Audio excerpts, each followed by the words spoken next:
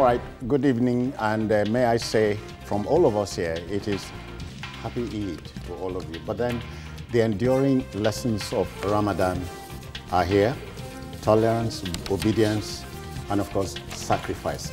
We wish you well. This is the last edition for the week of the program, and I am Citizen Jones Hussein. Today, United Kingdom urges INEC not to take sides in 2019 elections.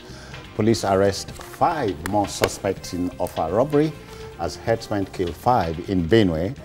And later on, man caught in Katsina with 300 cartons of codeine.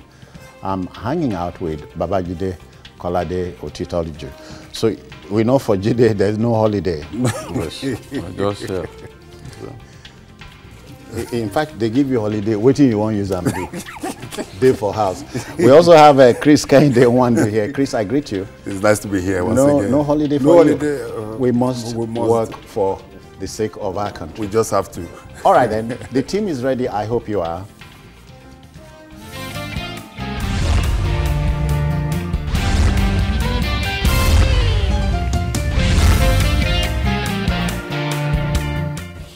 All right, election days come and go, but the toughest struggle is that of creating a government of the people, by the people, and for the people. The electoral process in Africa is debatably the most contentious on the planet, whereby a presumed election winner takes everything. Ahead of the 2019 polls in our country, the British government has tasked both the anti-graft agency, the EFCC, and the electoral umpire, the INEC, not to interfere with the process, otherwise deliver a free and fair outcome. The British envoy Paul Arkwright gave the charge when he visited the headquarters of the EFCC on Thursday. Jide, according to Joseph Stalin, the people who cast the ballot decide nothing, but the people who count the votes decide everything. So this admonishment is coming at the right time? Yes, but in sane climes, that is usually not the case. The voters decide everything because of the fidelity of the process. Everyone can vouch for the fidelity of the process. If an election takes place, even in India, the world's largest democracy, you know that it is the will of the people that will prevail. So it's easy to change leaders. If the leaders do not deliver on their promises to the people, they are changed. So democracy triumphs. Maybe this is why nobody in Africa can be elected to observe elections in Britain, America, Canada, and so on. Am I swimming in troubled waters? I don't know. My wish, and I'm sure that's your wish and the wish of everyone who wants to see real progress happen in our countries, is for the people's votes to count. If we can ensure the fidelity of our electoral process, and at every election cycle, the will of the people prevails, honestly, it will transform to good leadership. Because you know that if you do not perform, you'll be shown the door. So the power will reside in the people. The people will be able to exercise that power every 4 years, and it will keep governments on their toes. But a situation in which it is the democracy goes to the highest bidder, or the one who has more thugs at his disposal, or the one who has more foot soldiers and so on. INEC, or the one who has INEC and security operatives at his disposal, is not good for us, because leaders would then be able to say, whatever you do, you cannot kick me out of power. So they would not feel that they are responsible to the people. That should not be happening. Chris, and the tougher job is delivering, as you said, a government of the people, by the people, and for the people. So we're talking about the sanctity of the ballot. Voters in this country are always told, even if on paper, protect your ballot, protect the vote. Is that feasible?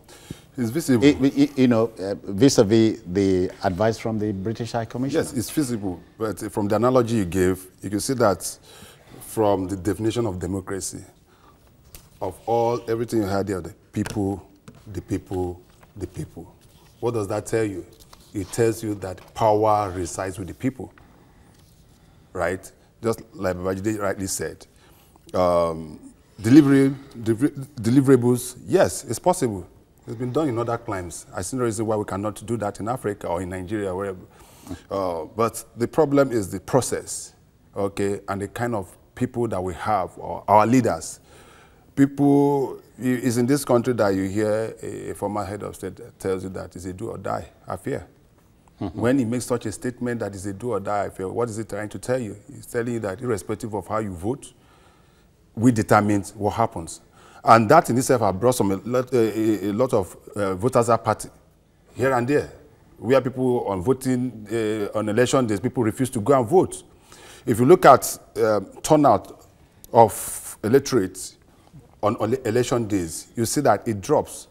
Why? Because people no longer have enough of, you know, that kind of, what I understand. Yes, if I go out and vote, what's the sense? I know my vote. They've written the results. The written result. So our vote doesn't count. That is where the problem lies for now. Gide, but again, let's interrogate the admonition of the British envoy. INEC on the one hand, EFCC on the other. INEC to make sure the man who should not be on the ballot paper is not there. And EFCC to ensure he stops a criminal or a suspect from getting a ticket. Yes, and not just that, he wants the EFCC to work with INEC to ensure that vote buying doesn't take place at our polling units. But how they can do that, the tall order? I wish I understand, because politicians will come with hundreds of volunteers, their own volunteers or their foot soldiers. We will give them money, and these guys right on the queue, where you are doing accreditation, they are slipping money into people's hands, you know, just so that they can buy their vote. And the unfortunate thing is that you see the cubicle, INEC's electoral cubicles are usually not high enough. So if you give a voter money, you are still able to monitor him by craning your neck to ensure that he votes for your candidate. And for some of these people, they not only deliver money into your hands, they also accompany it with a threat that you can't take our money and not vote for us. During the election in Ondo State, the slogan at that time, the last governorship election, the slogan at that time was Dibo fun Ako Sebe.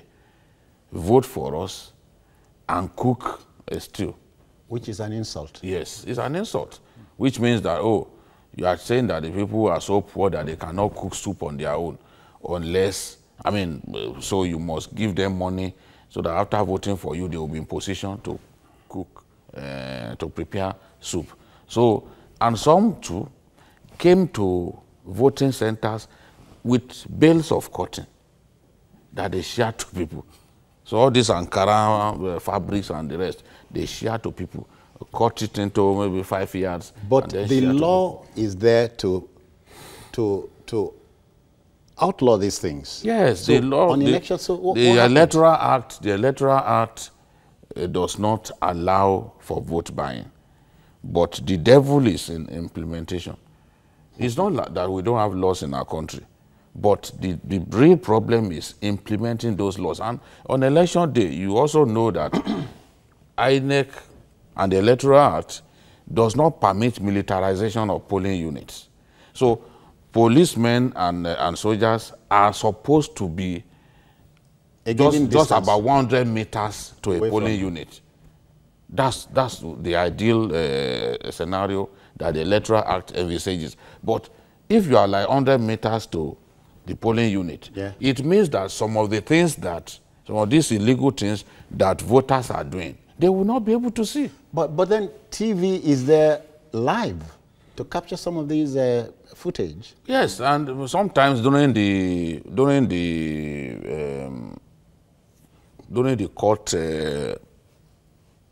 court cases arising from the election, some of those footages, politicians ask for those footages and use them to win their post-election matters in court. But most times, nobody even cares. For example, in some of the elections in the North, I saw videos of underage voters. Naturally, that shouldn't be happening. But how many people went to court on account of underage voting? Chris, you know, you are saying we live in a jurisdiction where it is believed, rightly or wrongly, anything happens, and so on. The EFCC, the INEC are the big boys here. Yeah. We have cases going back to 2003 at the courts in this country. If INEC and EFCC do their jobs, there'll be no pre or post-election matters. Yes, but even at that, what level of personnel do INEC have? What level of personnel do we have in EFCC? How many are the personnel? How many places are they going to be? If you understand what I mean? No. By the way, EFCC and INEC, EFCC, yes, not necessarily on election day, before the voting day. That is what I'm still saying. Okay. That's what I'm saying. Okay. If you understand, yeah. Before the voting, yeah, you understand. Now, there have been instances where people in the past, even EFCC, comfortably or otherwise, have tried to publish names of people that they think shouldn't participate in election and the rest of them. And some political parties have taken it as witch hunting. Oh, you want to stop our people, you want to do this and the rest of them. So they also are very, very careful in what they are doing. They can only make recommendations. I don't think... That's what I'm saying. That's what I'm saying. That is it. It is not... That's where I'm going to. EFCC does not have the power to stop that. It's the court. Until a court make a pronouncement that you, just like they have made with some governors now, with the two governors that are just convicted, there's no way they can stand in for election, except they go on judgment, and those judgments are... This is very, very clear, because I know in the annals of American electoral process, I have never heard any president or somebody who was chalked out go to court. That is, I don't know. But the fidelity of the process. That is because of the process. Do you know that? Let's admit that we've made some progress. Under the last INEC chairman, Nigerians began to see that it's possible for us to have free and fair election, because you look at the presidential election, it was the will of the people that prevailed. Goodluck Jonathan didn't, for the first time since 1999, the outcome of the presidential election was not challenged. Goodluck Jonathan convinced members of his party that they should not challenge. Yes, there were some irregularities. Yeah. No doubt about it. Underage voting and all that. We still don't have a perfect process. But he reasoned in his heart that he was defeated. Defeated, and he opted not to challenge and that's the the mark of the man. So, and when you look overall, there was a significant drop in the number of court cases arising from the 2000. Yes. When you compare 2011 with 2015, there's a significant drop, which means that our electoral process is getting better, and that is what we want to see. We can only build on it. Yes. Yes, we can only build on it, and we hope that the advice of the High Commissioner will go a long way. The Ekiti election is going to be a test case entirely, sincerely. Yes. It will be a test case as to what will happen in 2019. Yes, and we cannot wait to see what will happen. All right, then, will bury that now. Again, the debate must go on. But then governance is about taking tough and unpopular decisions. The viewer must know this. Still to come, police arrest 5 more suspects in Offa robbery, just as herdsmen kill 5 people in Benue State. You want to stay on.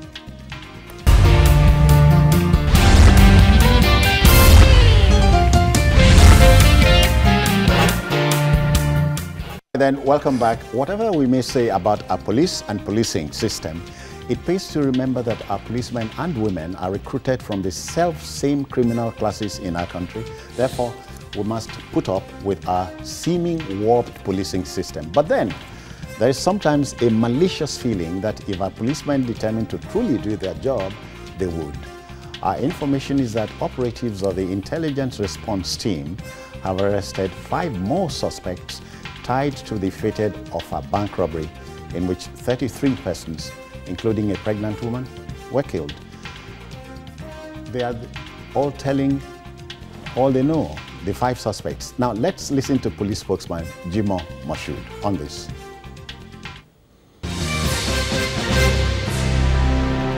It is therefore evidently clear that the Senate President, Senator Bukola Saraki, has case to answer with the law. It was also discovered during further investigation that 3 gang leaders who participated actively in the Offa bank robbery, 1, Ayuade Akinibosun, aka AY, Ibikunle Ogunleye, aka Aro, and Adeola Abraham, these 3 gang leaders followed the Senate President, Senator Bukola Saraki, to Olofa's palace when the Senate President paid a condolence visit to Offa after the bank robbery. This you can cross-check with them. They'll answer questions on that, on those areas. The Nigerian police force will not be cowed or succumb to intimidation from any quarters in carrying out a thorough and discreet investigation into the Offa bank robbery, where significant successes have been recorded. The ongoing investigation will be driven to a logical conclusion. We hereby call on all and sundry, all the public-spirited individuals and other Nigerians that have been assisting the police with information in this regard, that the Inspector General of Police greatly appreciated their effort. And we want all interest groups to know that this case will not be swept under the carpet. We have a case that can stand a test of trial against the Senate President, Federal Republic of Nigeria, Senator Bukola Saraki, and the police will not hesitate in ensuring that we diligently ensure that we allow justice to prevail in this case. Meanwhile, the Senate President, Senator Bukola Saraki, is still under police investigation in connection to the Offa bank robbery, and the Nigerian police will do everything possible within the ambit of the law to ensure that justice is done. Okay then, gentlemen, Jide, are you thinking what I'm thinking? I have no power by which I can know what's going through your mind. Let me think aloud. The Offa robbery is deeper than you thought. Honestly, every day I think of where the whole of our robbery matter will end. It's difficult to predict where it will end, the rate at which things are going. But one thing is certain. The police have shown through their efforts in identifying all those who took part in that robbery operation, that when they indeed want to work, they are capable of delivering excellent results. Everything has not ended, but Nigerians are impressed with what the police have done so far, because they sent out pictures. We looked at pictures of the people that they have arrested. It's clear that it's the same people that the CCTV recorded as having taken part in that robbery operation, because one of the banks, you know, the police laid their hands on the CCTV footage of one of those banks. And the people that the police have paraded now are people that we saw in that CCTV footage. So the police have gone to great lengths to arrest these guys, and they have not stopped at that, because Nigerians were wondering, where is Adiku? That's the former SAS operative who was part of our robbery. They didn't know that the police were taking him from state to state. Identifying. They took him to Kogi, took him to Ondo and other places to identify other gang members. So they've been able to arrest 5 of them and to even locate gang hideouts of members of his own gang who are in other places. So it means that this guy, because of his experience as a policeman, he has been able to build robbery gangs in different states. So this will hopefully lead us to greater success, because bank robberies are common in Osun, Ondo, Ondo, especially the northern part of Ondo. In 36 states yes. of the country, plus FCT. Maybe you are talking about frequency. Yes, frequency. You see, even some. So you must have more money in those places, right? No. It's the lack of security. Okay. You see some places now, in some places, even in Ondo State, banks are refusing to open because robbers target banks in semi-urban communities. They believe that the security will not be tight in those places. They go to a place like Ikare, of course, it's semi-urban. They go attack people, attack the banks, take away money. They go to a place like maybe Lawe in Ekiti State, attack a bank and take away money. You go to Ifaki, I think that was Ifaki, or even happened recently. So my suspicion is that by the time they are through with investigation using this former SAS operative, who has now become a full-fledged armed robber, they will be able to locate the hideouts of robbery gangs in different states. And hopefully that will help put an end to this rampant attack on banks in those states. You know, some cheeky folks, Chris, will tell you, it be like, say, may God let big man the day involved so that then go dig. So this is not about one big man here, one small man there. It's about policing, effective policing, because it is possible. Yes. You know, what has happened in recent days is what some of us have been saying for a long time, the need for technology. Okay. In policing? In policing. Or fighting crime and all that. Fighting crime and policing. Yeah.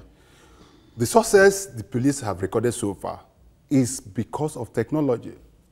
Because the robbery incidents was captured on camera. This is one. And this is from the police IRT team led by Abakari.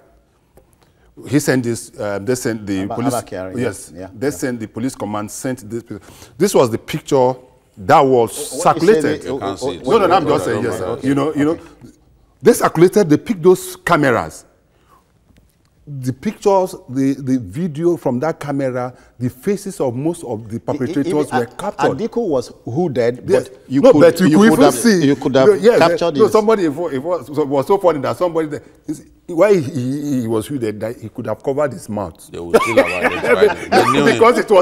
Because it was his mouth. What I'm saying in essence is that for police, Nigerian police, don't forget that Nigerian police is one of the most respected police force in the world.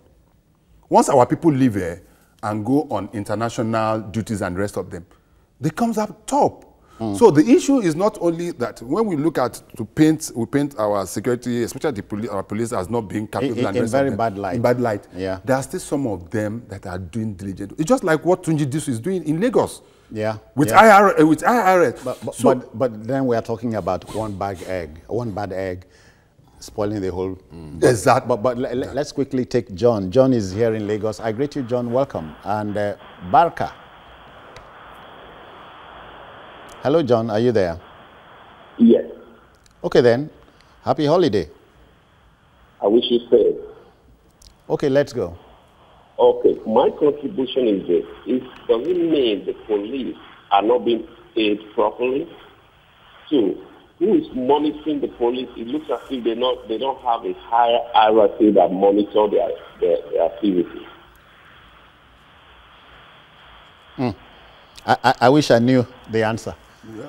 No, neither did. No. There is within the police force. I can't remember the name. I can't remember. There's a unit that has been created that monitors the activities. Who created? No, the police. The police force. You know this? Yes, I know for sure. Okay. By the virtue of my job as a journalist, I know. And I know that regularly they send us press releases, and those are the ones that have been recommending the dismissal of police officers. They give periodic notices with phone numbers, email addresses of, if you have any erring police officer, please report to this. So. There's a unit that's been created. It's headed by an assistant commissioner of police.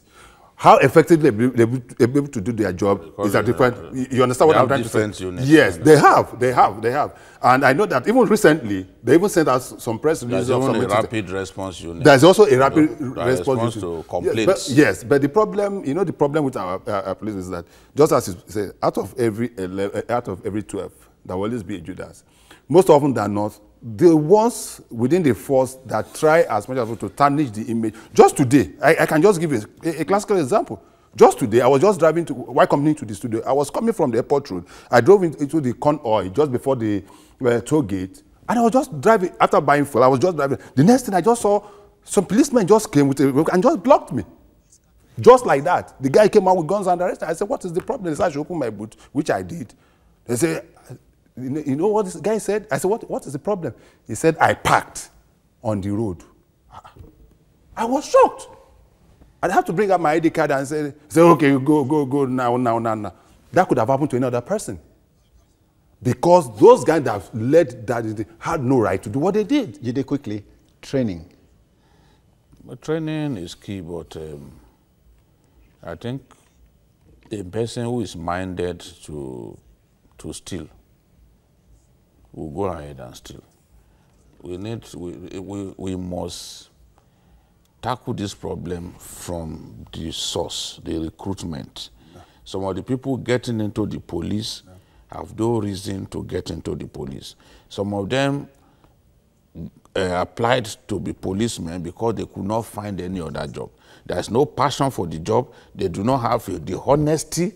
They do not have the passion and even courage that job requires. And if your former president did indeed say, Pastor Joe, yes. Oh yeah, he said many policemen are armed robbers. Yeah, he was speaking from a point of yes, policemen have been tried along with armed robbers before in this country. Severally. We know now, even starting with the Anene Yamu at that time. Yamu was tried because he was the one giving weapons to armed robbers. Look at this SAS guy now, Adiku. Adiku was in SAS.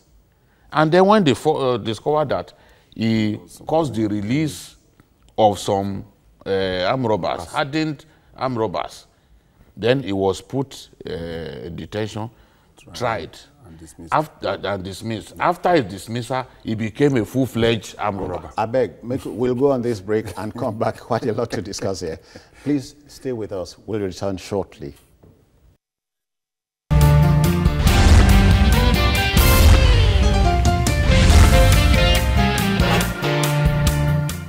And then, welcome back. Sergeant Michael Adiku was a staunch member of the Special Anti-Robbery Squad in Kwara State, right? Yes. Uh-huh. So he's been dismissed. Is that the end of the story? He was culpable in a particular misdemeanor. He should be punished. Yes, and he was tried. He was actually put on trial, and then he escaped. The police, the story... Oh, he escaped? Yes, he escaped. He must have been aided, Jide. Most likely. Most likely. Or maybe he exploited a loophole. A loophole, just like that guy in the murderer in Port Harcourt who escaped from police detention last year. So, but what we've seen is that this guy alone killed more than 20 people in that of our robbery. Including 8 policemen. You know, he said, I won't shoot them. He want not just to show them, he needed police weapons because they attacked the divisional police headquarters and carted away 21 AK-47. It's just like classy, big-time armed robbery operations. INEC. Yes, classic big-time robbery operations. They first start by attacking a police station. If you attack the police station and you take away their weapons, Demobilize you've made it impossible for them to crush react. that robbery attack once you are set to carry it out. And that's what they did. They first went there. The policemen were already in disarray.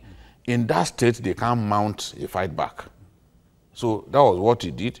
But the good thing now is that those 21 AK-47 are being recovered. Because what Adiku does is that he's the one who supplies weapons. From the testimony of those guys. He's the armorer. Yes, he's the one who supplies them weapons. He even trains them. He even trains them. He teaches them how to shoot. Of course, he because yes, that's what I was some surprised. of them said. If you watch that CCTV Yes, footage, they you will tell yourself said that he these teaches guys them. have trained you. Yes. Because they knew how to, you know, He said, maneuver themselves. one of them said 2 days before the robbery, he took them to a forest where they were taught how to shoot. In fact, there was a particular one that's a weapon handling. One of them was, I say he's a mechanic. He said that was the first time he was handling a gun, and within 24 hours, he was able to master the art of shooting and the rest of them. That so he taught them. The most interesting aspect of this is that, and that is why I think that the IRS, the IRT unit headed by Abakari is making also progress, is the fact that this was the job of an insider. You understand? This is a job of an insider. Yes. And you know, there was a time within the week, an alarm was raised that he has been killed, that the guy has been killed. Apparently, what has happened was that he was being taken to places and making sure that all the other suspects and the arms and rest of it. This can only show that just as I said, our policemen, when given the opportunity to do their job, we surely do their job. When they want to do their job, not when given the opportunity. Okay. All those Southmen misbehaving on Lagos, they've given them opportunity. But whatever opportunity, whatever goodwill we are gaining with this, the another aspect which I know was discussed a few days back, the way the SARS operatives are going about their job all over the country now is terrible. I don't know who is in charge of it. I know that at a point after the last exercise, the IGP said that created a unit, and there was either an assistant commissioner of police or a commissioner of police at the headquarters that is centralized. Under his office. Yes, under his office that is in charge of SARS. They are worse now than they were before. The way they go about... What do you mean? The way they've been going around... The modus operandi, their way operation, the way they go... Some days back, what has SARS got to do with an artist that was celebrating his birthday? J1 was celebrating his birthday. They went there, carted away most of those that were at the party and the rest of them. That's not part of what they will be escorting money. And that is it. You see them everywhere. In fact, some few days back at Abeokuta, people have started confronting them. I saw a visual of people confronting SARS operators in that's other transporters and the rest of them. It gets to a point where you lose your value as a police officer, where people no longer respect you. And that is what is happening now, especially with SARS. Jide, do you know, constitutionally speaking, the Nigeria policeman is the most powerful man on the streets of Nigeria? He has the power to search your house anytime with a warrant. Yes, with a warrant. But he drops that power just for these misdemeanors we are talking about. Yeah, because... Are you thinking of a retraining or something? A reorientation? I'm telling you. A debriefing? Those guys, a lot of them don't have to be there. Never do well from school.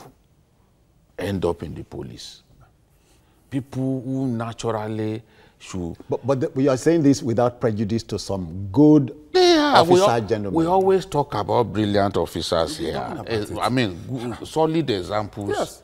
We always mention them here. We talk about and them. I said it some time ago that unfortunately, the good work that excellent officers are doing It's been rubbish by these bad eggs. Yeah, that's what of them. And that is why I challenged the IG yesterday that he has an obligation to our nation to do something about SARS and other bad eggs in the police. We can't be talking about this and then we will not see clearly that the IG is making progress in that area.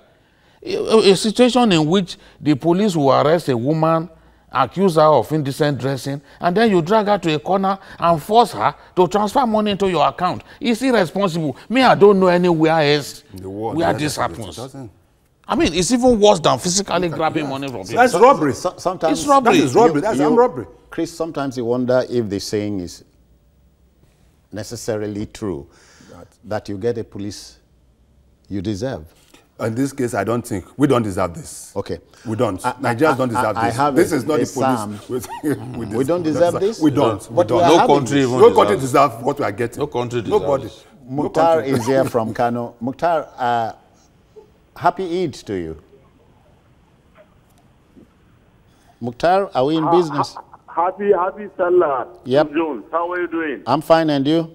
Yeah, fine, thank you. Mr. Jide, how are you? I'm fine. Oh, yeah, Kano. Alhamdulillah. Let me just make some contributions Thank you. of the first topic you have discussed.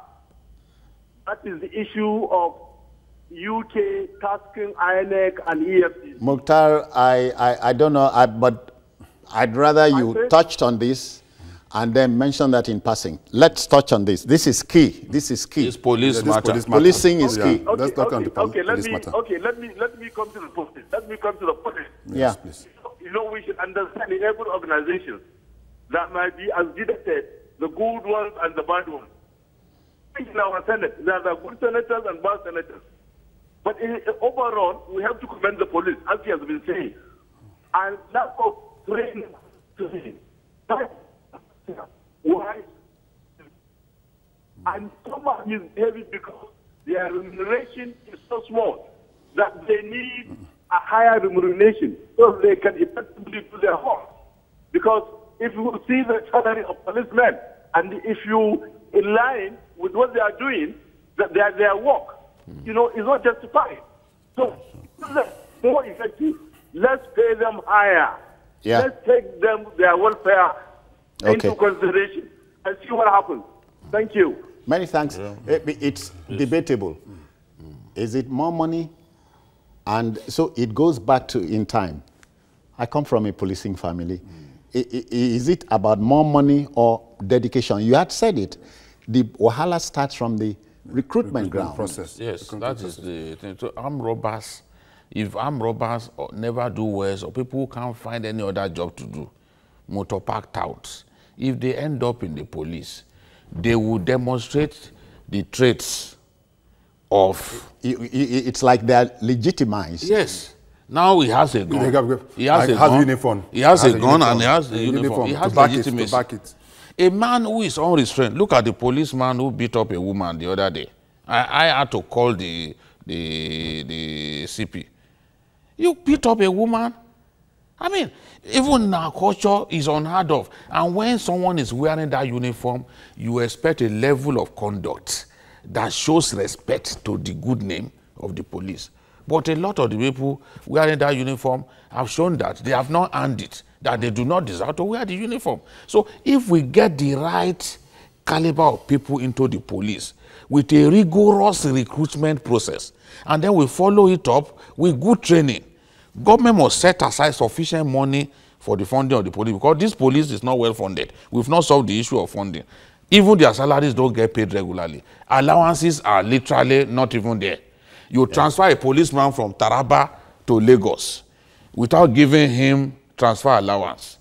So you are telling them to hit the streets and then be extorting money from people. Without prejudice to the authority, the police high command, this was not the place, the police we had in the past. We grew up to know. Let's hang that and quickly go to Benue. It's the second arm, even if it in passing, because killings in Benue have become too vulgar, and you don't feel a compulsion to want to report it, but it's going on, Chris. Sincerely, first and foremost, still talking to police, the person I pity the most now is Commissioner of Police, Fatai Oweseni, who was in Lagos for some years, did marvelously well, and moved to the headquarters and now moved to Benue. I don't think he's finding the job very easy because it's a different terrain compared to what was doing in Lagos. And on a daily basis, I think from what I've learned, the police, the men and authorities in Benue are overstretched, sincerely. I know that for sure. I know that the Commissioner of Police, even on his own, goes out on patrol. That I know of. He goes on patrol with his men and the rest of the... There's a big challenge, there's a big problem. And we thought when the military were deployed to Benue State, whether we're going to have some kind of restive to this problem, but on a daily basis, it's continuing to increase. It seems that what we are having is no longer just mere banditry. I think there's more to it. I think we're having robbers, we're having herdsmen, we're having some remnants of Boko Haram that have been sent away from most part of the Northeast. They are now having some kind of heaven in Benue State, with extension to Nasarawa too, because what is also happening in Benue, to some extent, is happening in Nasarawa, the neighboring state. Jide, we must bury this quickly. Yeah. It's painful to always, every week, if we are not talking about Benue, we are talking about Gwari in Kaduna State, we are talking about Zamfara that is in the northwest. It's unfortunate that our people get killed in this manner. And I am of the view that Nigeria needs to domesticate the Arms Trade Treaty, because that way we'll be able to know the number of firearms in our country, and when armed robbers are caught, when they are arrested after an operation, the weapons they used can actually, the source of the weapon they used can be traced. All right, then. We need to know the firearms in circulation. We need to do something about the firearms in circulation. Okay, then. I won't close this chapter without, I crave the indulgence of the producer. Let me share this with you. Choma Ajunwa, Samigun, Chris Okonkwo, Bisco was a footballer. Samigun, ABC Cole, the flying policeman. These were all great gentlemen and men of the police force who represented Nigeria. So we don't deserve this. All right, then.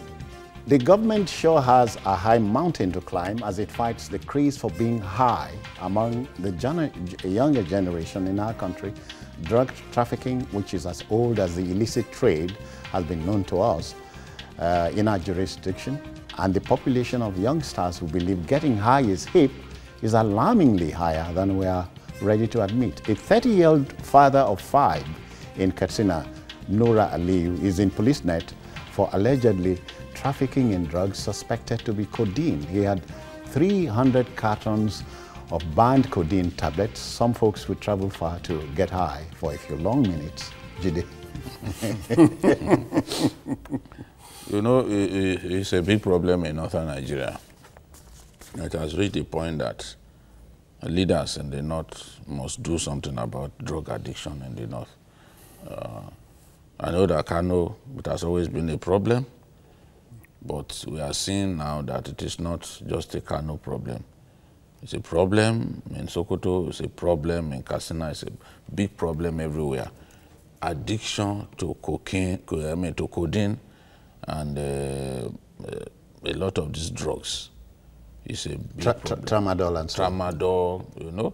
And the other day, a trailer load of tramadol was intercepted by that we know by NDLA people. So a lot of them get into cities and get distributed. This fellow that was arrested was driving in a tinted Honda Civic car, and he had 300 cartons of codeine. So codeine has been banned, but it still gets abused by people who do not even know the damage that they are doing to their bodies. So I was reading stuff about codeine, and what I saw is that addiction to codeine can lead to life-threatening respiratory depression.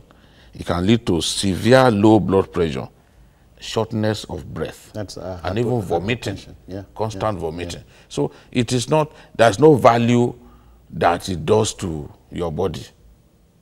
Apart from getting you high? No, it's not really that it gets them high. It just it's like it's acts on them like an antidepressant. They call it being high. Have you been high yourself? No, in my view, being high is being maybe inebriated somehow. Okay. Inebriated, subdued. But this one, when they take a look at them, they just look calm. Just look calm. Subdued. Yes. To them, that is high. Yeah. Oh, yes. that's being That's high. high. You know, Jassy. Oh, I now know. Because that musician who sang the song, Moti High, Ojumeti Doti. That's being high. Yeah. But Chris, I hear there are more unconventional ways of getting high amongst youngsters. I heard 3 days ago, lizard feces gets them high. Okay. No. I can you imagine that? Yes. Let's get something clear, so that we don't give the wrong impression. There's nothing wrong in taking codeine. You're talking about addiction. Yes, I'm not talking about. Yes, I'm talking about not because those that manufacture the drugs manufacture it for certain ailments, and the rest of them is a painkiller. The problem we have, yes, based on prescription, but the problem we are having is that people are not taking it to the next level. In everything in Nigeria is the next level. People have taken it to the next level. We are talking of lizard. I can tell you that there's even another one that you don't even know. Have you heard of the one of the latrine? I don't hear that. Oh, you don't hear that one? Yeah. So that's what they say. You must be high to appreciate that it. is what it must be. So that is where it is. And during the breakfast. Ammonia actually makes people high. Yes. And excrement has ammonia. Yes, it does. In fact, that was the discussion we had this morning on the breakfast show. By the way, gentlemen, it's cheaper. Well, it's more accessible. It's more accessible. So, but we also have to tie this. We were discussing about crime. You also have to tie this with crime. Yeah. Because when our young ones engage in such drugs and rest of the tendency for them to go into crime is when also when they are high, they are angry. They're angry. They go bananas. You know, we can actually argue. Yes. Now, without actually killing, without either of us or But these days, these guys have a short fuse. Yeah. Any little argument, he gets a bottle and he breaks your head. Get a bottle, get a knife, and that is what drugs. That is what the drug does, because I can't see a normal human being taking up knife to arguments. And even some of those we are talking about, the headsmen, all the other people, the crimes we are having all over. Most of this, you have to say, Kinshoju Lason. No ordinary eye. Ordinary eye. But no be juju go make you go day high. No be juju. And no be enemy. So can we talk about peer pressure, Jide? It does. A lot. It does. Peer pressure. It does. Most people get indoctrinated, get initiated is the word. Initiated in inverted commas into this drug addiction through the influence of friends. You go out with friends, you want to feel like you belong, you see them do it, they tell you, look, it's no big deal, take it. You like it, take it. They gives you the stick of cigarette. You start from smoking cigarette. From cigarette, you graduate to smoking cannabis. You don't start from cigarette that is laced. No, you are not. You don't start with cigarette. You start with that paper where they roll. Okay, so you know. I should know. Okay. What you started with may not be what other people started with. Oh yeah. All right, then. Remy is high on the program, and he's here. He's high. He's high on the program. Remy, I greet you. Welcome. Baraka. Thank you very much. Yeah. Mr. Gideon Titoju, I so much like you. Thank you, sir. God will continue to be with you and guide you. Amen. And you too. Watching this program for a number of times, and you really speak the truth of my mind. We all do. Oga, we all do. It's not that Jide is more stubborn than the rest of us. You know what happened? Because he was, I just said, God will continue to protect him. No. Protect all of us. I won't deceive you. Okay. I really want to contribute. I'll be calling things. You are here now. Let's go. Remy, let's go. You are here now. The police. But this coding you are talking about now, the government has banned it. We are seeing the bad is doing to our bodies. And the best thing is for us to obey it and look for another drug for all what that drug was meant for. So I think we should obey the government. When the thing is rendering some houses and some boys irrelevant to the society, I think we should obey that one. It is very simple. Thank you. The government has banned it. Whoever is in charge, the law enforcement that is in charge should do their work very well. Check that not to come in again. Remy, thank you. Enjoy your holiday. Many thanks. Thank you. Chris, have you heard? I'm sure you have.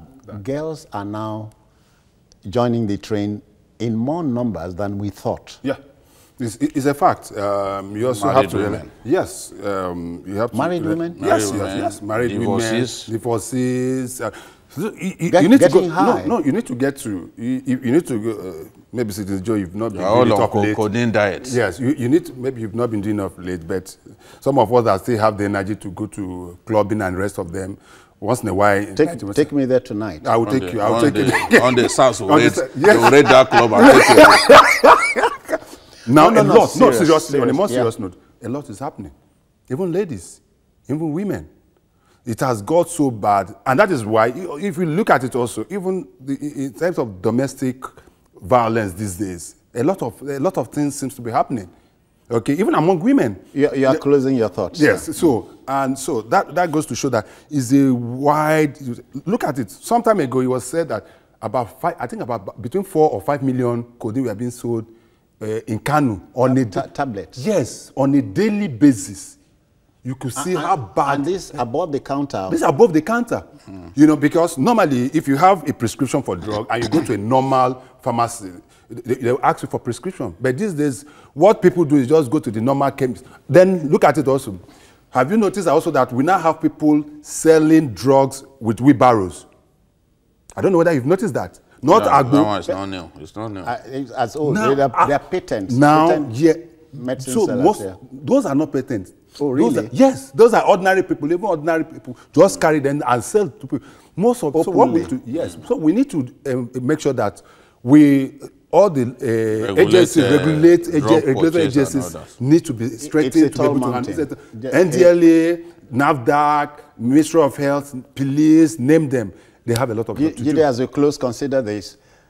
Some folks had said, rather than stay here, ban, what about pre-shipment inspection? Won't it help? It should help because when you imagine what happened with tramadol, you know, we've seized 35 containers of tramadol and we have destroyed 9 of them. The remainder is with the customs. Now, what happened with that one is that it came from India and it's actually 250 ml. Ideally, you should only ingest 50 ml of tramadol. That's 5 times. And they've exported to our country. They've written boldly on it for export only, 250 ml tramadol tablets. The damage that consuming 1 tablet of 250 ml of tramadol would do to the body is easier imaginable. It's easier imaginable. So we really need to work harder to defeat this problem. You're making me high already. and so I must wind up. So we high. Oh, yeah.